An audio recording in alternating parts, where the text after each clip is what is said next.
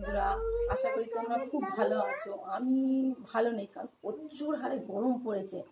আর অন্য সময় তো আইসক্রিমওয়ালারা এসে বাড়ির সামনে হাঁক দেয়, আজকে তো একটাও বলে আইসক্রিমওয়ালা নেই, পেপসিওয়ালাও নেই, বড়ওয়ালা নেই।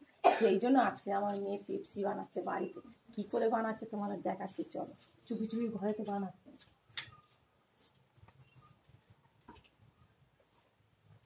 এই যে পেপসি বানাচ্ছে, বড় মাস্টার পেপসি। এই যে এত বড় বড় পেপসি, কেউ কোনোদিন দেখেছো তোমরা? দেখো এত বড় বড় পেপসি। কটা বানিয়েছি? 3টে বানিয়েছি আর একটা বানাচ্ছি। এত বড় বড় পেপসি আমি তো কোনোদিন দেখিনি, কারণ হচ্ছে কোনো আইসক্রিমওয়ালার কাছেও নেই। এত বড় বড় পেপসি বাড়িতে বানাচ্ছে, তো সেই জন্য বড় বড় বানাচ্ছে। এ তো আমার ফ্যামিলির শুদ্ধ লোক খাবে।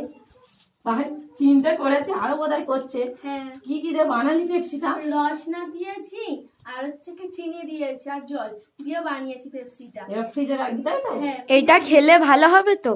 হ্যাঁ, এটা হচ্ছে কি শরীরের পক্ষে ভালো, ঘরোয়া পদ্ধতি। ও, ঘরোয়া পদ্ধতি। খাওয়া যাবে তো? হ্যাঁ, তো খা, তবে ঠিক আছে। কিন্তু একটা সমস্যা হচ্ছে, কি? ডিপ ফ্রিজে তো ঢুকবে তো। হ্যাঁ রে বাবা, হ্যাঁ। তা যাই হোক, কত বড় বড় পেপসি করেছে তোমরা দেখতে পাচ্ছ। আমি তো কোনোদিন দেখিনি এত বড় বড় পেপসি, এই প্রথম দেখলাম। আমার মেয়ে বানিয়েছে। না, ও তো ঠান্ডা দেবো না, ও শুধু রাসনা জল দেবো, কারণ ঠান্ডা তো ছোট। আচ্ছা ঠিক আছে, তোমাকে পেপসি দেবো। তাই আমার মেয়ে আজকে কোনো বড় বলা আসেনি, সেই জন্য বাড়িতে বানাচ্ছে। প্রচুর গরম পড়েছে তো, সেই জন্য। আচ্ছা, বরফ খাবে, বরফ খাবে। তো তো এই ভিডিওটা দেখে আপনাদের কেমন লাগলো লাইক করবে, শেয়ার করবে, কমেন্ট করবে ও বেশি বেশি ফলো করবে। এটা খেলে কিন্তু কোনো হচ্ছে শরীরের ক্ষতি হবে না। ঠিক আছে, তাহলে সবাই বাড়িতে তো অবশ্যই ট্রাই করবে এরকম পেপসি। এই দেখো 4টে আমি একসাথে দেখাবো। বন্ধুরা, এত বড় বড় পেপসি কোনোদিন করবে না, কারণ ফ্রিজে তো মনে হচ্ছে ঢুকবে না, ডিপ ফ্রিজে। কত বড় বড় পেপসি!